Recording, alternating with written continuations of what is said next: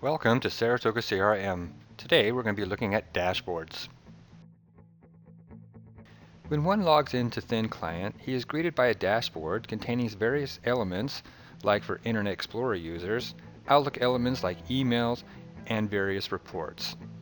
Notice the dashboard automatically appeared upon logging in, but that doesn't mean one is limited to a single dashboard.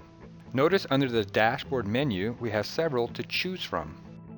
Let's first take a look at some of the elements of a dashboard.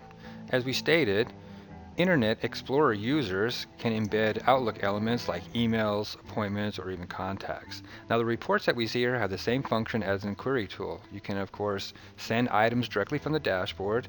Here we're using an example sending it to Excel. We saw Saratoga Thin Client reports, but we're not limited to just Saratoga tools. What we see here are Google charts based on information and data from the Saratoga database. As expected, the charts are interactive. Notice when I run the mouse over data points, the data is highlighted. Also, using the integration tickler, I can open records from the dashboard chart directly. Another example is the use of URLs and hyperlinks within the dashboard. Here, I'm using Google Maps to assist me in my business travels. Even though we're still in the dashboard, notice that it is still fully functional.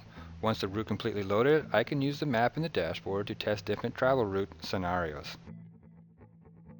One advantage of having several dashboards is being able to group similar data to have a quick, comprehensive overview.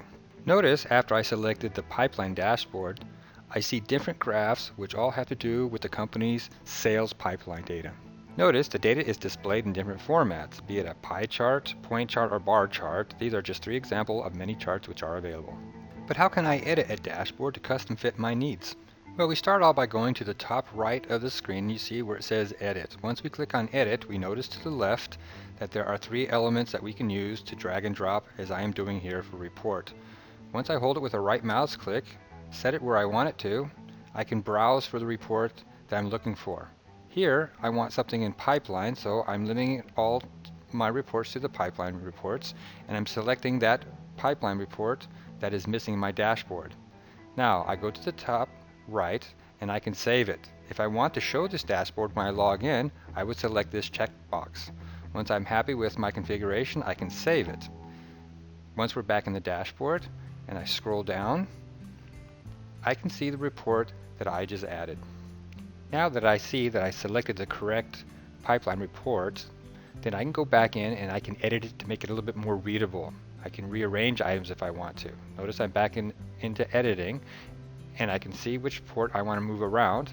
I select it, I hold it with the right mouse click, and I drag and drop it, and I place it where I want it to be. I click Save, and going back into the dashboard, I can now proof the layout to make sure it meets my satisfaction. The dashboard looks okay, except the charts seem to be a little bit scrunched and not very readable. Now I can adjust the size with drag and drop until the graph size makes sense. Now notice after I drag the bar down, the chart got bigger and more readable. After making all your adjustments, notice the size is automatically saved and your dashboard is ready to use.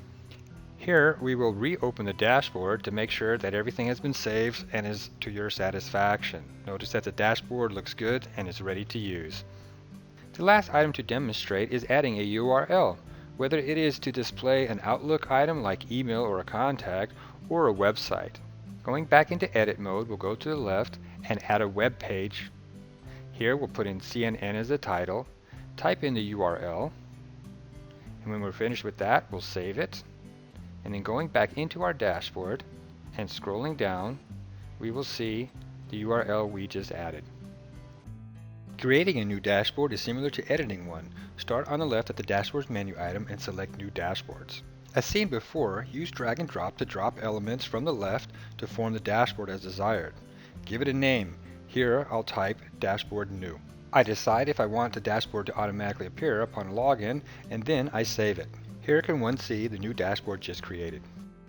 This concludes Saratoga CRM dashboards. For more information, contact your local sales representative or visit us at admin.com. Thanks for watching.